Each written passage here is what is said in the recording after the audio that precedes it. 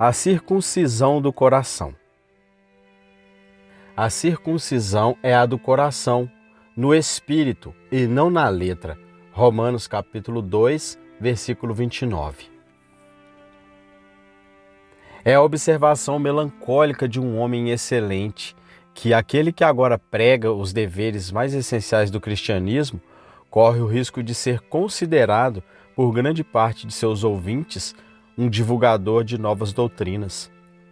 A maioria dos homens tem vivido de tal forma a substância daquela religião, cuja profissão ainda mantém que, assim que são propostas quaisquer dessas verdades que diferenciam o Espírito de Cristo do Espírito do mundo, eles clamam: Tu trazes coisas estranhas aos nossos ouvidos.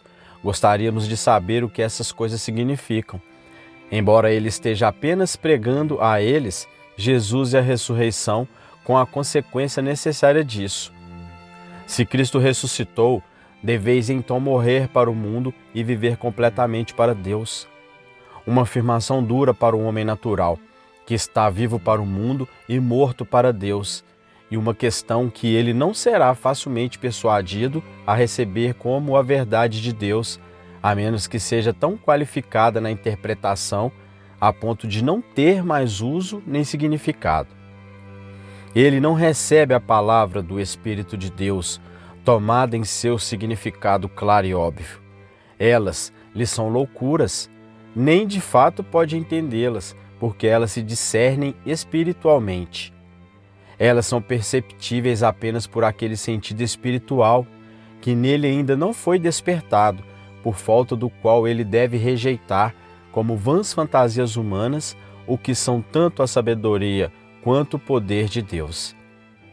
Que a circuncisão é a do coração, no espírito e não na letra, que a marca distintiva de um verdadeiro seguidor de Cristo, de alguém que está em um estado de aceitação por Deus, não é a circuncisão exterior, nem o batismo, nem qualquer outra forma exterior, mas um estado correto de alma, uma mente e um espírito renovado à imagem daquele que os criou. É uma daquelas verdades importantes que só podem ser discernidas espiritualmente. E isso o próprio apóstolo sugere nas seguintes palavras, cujo louvor não provém dos homens, mas de Deus. Como se dissesse: não esperes quem quer que sejas, que segues assim o teu grande mestre, que o mundo, aquele que não segue, diga: muito bem, servo bom e fiel. Saiba que a circuncisão do coração, o selo da tua vocação, é loucura para o mundo. Contenta-te em esperar pelos teus aplausos até o dia da vinda do teu Senhor. Naquele dia terás louvor de Deus na grande assembleia dos homens e dos anjos. Pretendo em primeiro lugar indagar em que consiste essa circuncisão do coração e, em segundo lugar, mencionar algumas reflexões que surgem naturalmente de tal indagação. Devo, em primeiro lugar, indagar em que consiste a circuncisão do coração, que receberá o louvor de Deus. Em geral, podemos observar que é aquela disposição habitual da alma que, nas Escrituras Sagradas, é denominada santidade e que implica diretamente a purificação do pecado, de toda a imundície, tanto da carne como do espírito, e, por consequência, sermos dotados daquelas virtudes que também estavam em Cristo Jesus, sermos tão renovados no espírito da nossa mente, a ponto de sermos perfeitos como o nosso Pai que está nos céus é perfeito. Para ser mais específico, a circuncisão do coração implica humildade, fé, esperança e caridade. A humildade, um julgamento correto de nós mesmos, purifica nossas mentes daquelas altas presunções de nossa própria perfeição, daquela opinião indevida de nossas próprias habilidades e realizações, que são o fruto genuíno de uma natureza corrompida. Isso elimina completamente aquele pensamento vão: sou rico e sábio, e de nada preciso, e nos convence de que somos por natureza miseráveis, pobres, miseráveis, cegos e nus. Isso nos convence de que, em nosso melhor estado, somos, por nós mesmos, puro pecado e vaidade, que a confusão, A ignorância e o erro reinam sobre nosso entendimento, que paixões irracionais, terrenas, sensuais e diabólicas usurpam a autoridade sobre nossa vontade. Em uma palavra, que não há parte inteira em nossa alma, que todos os fundamentos de nossa natureza estão fora de curso. Ao mesmo tempo, estamos convencidos de que não somos suficientes por nós mesmos para nos ajudar. Quem, sem o Espírito de Deus, não podemos fazer nada além de adicionar pecado ao pecado, que é somente Ele quem opera em nós por seu poder todo-poderoso, para querer ou fazer o que é bom, sendo tão impossível para nós até mesmo pensar um bom pensamento sem a assistência sobrenatural do seu Espírito, quanto criar a nós mesmos ou renovar nossas almas inteiras em retidão e verdadeira santidade. Um efeito certo de termos formado esse julgamento correto da pecaminosidade e da impotência de nossa natureza é um desrespeito àquela honra que vem do homem, que geralmente é prestada a algum suposto excelência em nós. Aquele que se conhece não deseja nem valoriza o aplauso que sabe não merecer. Portanto, é uma coisa muito pequena para ele ser julgado pelo julgamento humano. Ele tem toda a razão para pensar, comparando o que foi dito, a favor ou contra ele, com o que sente em seu próprio peito, que o mundo, assim como o Deus deste mundo, foi um mentiroso desde o princípio. E mesmo quanto àqueles que não são do mundo, ele escolheria, se fosse a vontade de Deus, que o considerassem como alguém desejoso de ser encontrado um fiel administrador dos bens de seu Senhor. Se porventura isso pudesse ser um meio de capacitá-lo a ser mais útil aos seus conservos, mas como este é o único fim de seu desejo pela aprovação deles, ele não se baseia nisso de forma alguma, pois ele está certo de que, seja o que for que Deus queira, ele nunca poderá ter falta de instrumentos para realizar, visto que ele é capaz, mesmo destas pedras, de suscitar servos para fazer a sua vontade.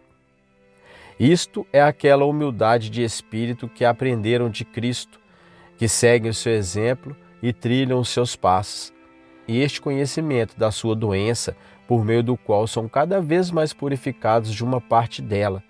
O orgulho e a vaidade os dispõem a abraçar, com boa vontade, a segunda coisa implícita na circuncisão do coração. A fé, por si só, é capaz de curá-los, que é o único remédio dado debaixo do céu para curar suas doenças. O melhor guia dos cegos, a luz mais segura dos que estão nas trevas, o instrutor mais perfeito dos tolos é a fé. Mas deve ser uma fé que seja poderosa em Deus para destruir fortalezas, para derrubar todos os preconceitos da razão corrupta, todas as falsas máximas reverenciadas entre os homens, todos os maus costumes e hábitos, toda aquela sabedoria do mundo que é loucura diante de Deus, que derruba os raciocínios, e toda a altivez que se levanta contra o conhecimento de Deus e leva cativo todo pensamento à obediência de Cristo. Tudo é possível ao que assim crê. Com os olhos de seu entendimento iluminados, ele vê qual é a sua vocação: glorificar a Deus que o comprou por tão alto preço em seu corpo e em seu espírito, que agora pertencem a Deus pela redenção, bem como pela criação. Ele sente a suprema grandeza deste poder, que ao ressuscitar a Cristo dentre os mortos, também é capaz de nos vivificar, mortos em pecados, por meio do seu Espírito que habita em nós. Esta é a vitória que vence o mundo, a nossa fé, aquela fé que não é apenas um sentimento inabalável a tudo o que Deus revelou nas Escrituras, e em particular aquelas verdades importantes. Jesus Cristo veio ao mundo para salvar os pecadores. Ele levou os nossos pecados em seu corpo sobre o madeiro. Ele é a apropriação pelos nossos pecados, e não somente pelos nossos, mas também pelos pecados de todo o mundo. Mas também a revelação de Cristo em nossos corações, uma advertência ou convicção divina de seu amor livre e imerecido por mim, um pecador, uma confiança segura em sua misericórdia perdoadora, operada em nós pelo Espírito Santo, uma confiança pela qual todo verdadeiro crente é capaz de dar testemunho. Eu sei que meu Redentor vive, que tenho um advogado junto ao Pai e que Jesus Cristo, o justo, é meu Senhor e a propiciação pelos meus pecados. Sei que Ele me amou e se entregou por mim. Ele me reconciliou, sim, a mim, com Deus, e eu tenho a redenção por meio de seu sangue, a saber, o perdão dos pecados. Uma fé como essa não pode deixar de mostrar evidentemente o poder daquele que a inspira, libertando seus filhos do jugo do pecado e purgando suas consequências de obras mortas, fortalecendo-os assim que eles não são mais constrangidos a obedecer ao pecado em seus desejos, mas em vez de entregarem seus membros a ela como instrumentos de injustiça, eles agora se entregam inteiramente a Deus como aqueles que estão vivos dentre os mortos. Aqueles que nascem de Deus pela fé também têm forte consolação por meio da esperança. Esta é a próxima coisa que a circuncisão do coração implica. O testemunho de seu próprio Espírito com o Espírito que testifica em seus corações que eles são filhos de Deus. De fato, é o mesmo Espírito que opera neles aquela confiança clara e alegre de que seu coração é reto para com Deus, aquela boa certeza de que agora fazem, por sua graça, as coisas que são aceitáveis aos seus olhos, que agora estão no caminho que conduz à vida e, pela misericórdia de Deus, perseverarão nele até o fim.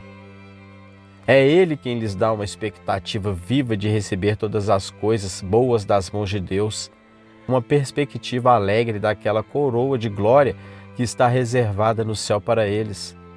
Por esta âncora, um cristão é mantido firme em meio às ondas deste mundo turbulento e preservado de bater em qualquer uma dessas rochas fatais, a presunção ou o desespero. Ele não se desanima com a severidade equivocada de seu Senhor, nem despreza as riquezas de sua bondade.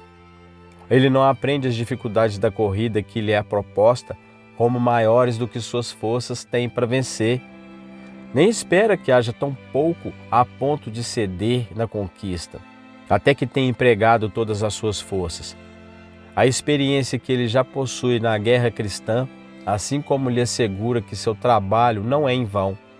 Se tudo o que lhe vem à mente para fazer, o faz com todas as suas forças, também o proíbe de alimentar um pensamento tão vão como de que ele pode obter qualquer vantagem, como de qualquer virtude pode ser demonstrada, qualquer louvor alcançado por corações fracos e mãos débeis, ou, na verdade, por qualquer um, exceto aqueles que seguem o mesmo caminho do grande apóstolo dos gentios.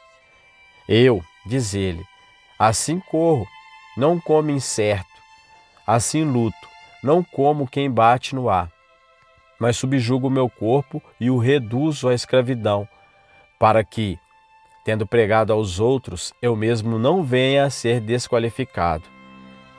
Pela mesma disciplina, todo bom soldado de Cristo deve se acostumar a suportar as dificuldades. Confirmado e fortalecido por isso, ele será capaz de não apenas renunciar às obras das trevas, mas também a todo apetite e a toda afeição que não esteja sujeita à lei de Deus. Pois todo aquele, diz João, que tem esta esperança, purifica-se a si mesmo, assim como ele é puro. É seu cuidado diário, pela graça de Deus em Cristo e pelo sangue da aliança, purificar os recônditos mais íntimos de sua alma das concupiscências que antes a possuíam e contaminavam, da impureza e da inveja, e malícia e ira, de toda paixão e temperamento que é segundo a carne, que brota ou nutre sua corrupção nativa, sabendo muito bem que aquele cujo próprio corpo é o templo de Deus, não deve admitir nele nada comum ou impuro, e que a santidade se torna aquela casa para sempre, onde o Espírito de santidade se digna a habitar. No entanto, falta-te uma coisa: quem quer que sejas, que há uma profunda humildade e a uma fé inabalável, tenhas unido uma esperança viva, e assim, em boa medida, purificando o teu coração de sua contaminação inata. Se queres ser perfeito, acrescenta a tudo isso caridade, acrescenta amor e terás a circuncisão do coração. O amor é o cumprimento da lei, o fim do mandamento. Coisas muito excelentes são ditas sobre o amor. É a essência, o espírito, a vida de toda virtude. Não é apenas o primeiro e grande mandamento, mas é todos os mandamentos em um. Tudo o que é justo, tudo o que é puro, tudo o que é amável ou honroso, se há alguma virtude, se há algum louvor, tudo isso se resume nesta única palavra: amor. Nisto reside a perfeição, a glória e a felicidade.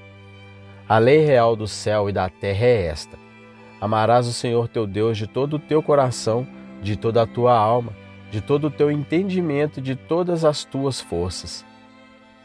Não que isso nos proíba de amar qualquer coisa além de Deus, implica que também amamos nosso irmão. Nem nos proíbe, como alguns estranhamente imaginaram, de ter prazer em qualquer coisa que não seja Deus. Supor isso é supor que a fonte da santidade seja diretamente a autora do pecado, visto que ele anexou inseparavelmente o prazer ao uso das criaturas que são necessárias para sustentar a vida que ele nos deu. Este, portanto, jamais poderá ser o significado de seu mandamento. Qual é o verdadeiro sentido disso? Tanto nosso bendito Senhor quanto os seus apóstolos nos dizem com muita frequência e clareza para que sejamos mal compreendidos. Todos eles, a uma só voz, testemunham que o verdadeiro significado daquelas diversas declarações: o Senhor teu Deus é o único Senhor, não terás outro Deus além de mim, amarás o teu Deus com todas as tuas forças, apegar-te-á a Ele, o desejo da tua alma será o seu nome. Não é outro senão isto. O único bem perfeito será o teu único fim último. Uma coisa desejares por si mesma, a fruição daquele que é tudo em todos. Uma felicidade proporei às vossas almas, sim, uma união com aquele que as criou, comunhão com o Pai e o Filho, estar unido ao Senhor em um só Espírito. Um único desígnio deveis perseguir até o fim dos tempos, o gozo de Deus no tempo e na eternidade. Desejem outras coisas, na medida em que tendam a isso. Amem a criatura, pois ela conduz ao Criador, mas em cada passo que você der, seja este o ponto glorioso que encerra a sua visão. Que cada feição, pensamento e palavra e trabalho submeta-se a isso. Tudo o que desejardes ou temerdes, tudo o que buscardes ou evitardes, tudo o que pensardes, falardes ou fizerdes, seja para a vossa felicidade em Deus, o único fim, nós também como fonte do vosso ser. Não tenhais fim para o fim último, senão Deus. Assim, nosso Senhor, uma só coisa é necessária, e se os teus olhos estiverem fixos nesta única coisa, todo o teu corpo será cheio de luz. Assim, Paulo, uma só coisa faço, prossigo para o alvo, pelo prêmio da soberana vocação em Cristo Jesus. Assim, Tiago, limpai as mãos, pecadores, e purificai os corações, vós de ânimo dobre. Assim, João, não ameis o mundo, nem as coisas que há no mundo, porque tudo o que há no mundo, a concupiscência da carne, a concupiscência dos olhos e a soberba da vida, não é do Pai, mas sim do mundo. A busca da felicidade naquilo que gratifica o desejo da carne, por atingir agradavelmente os sentidos exteriores, os desejos dos olhos, da imaginação, por sua novidade, grandeza ou beleza, ou o orgulho da vida, seja apenas pompa, grandeza, poder ou a consequência usual deles, aplausos e admiração, não é do Pai. Não vem nem é aprovada pelo Pai dos Espíritos, mas é um do mundo. É a marca distintiva daqueles que não desejam que ele reine sobre eles.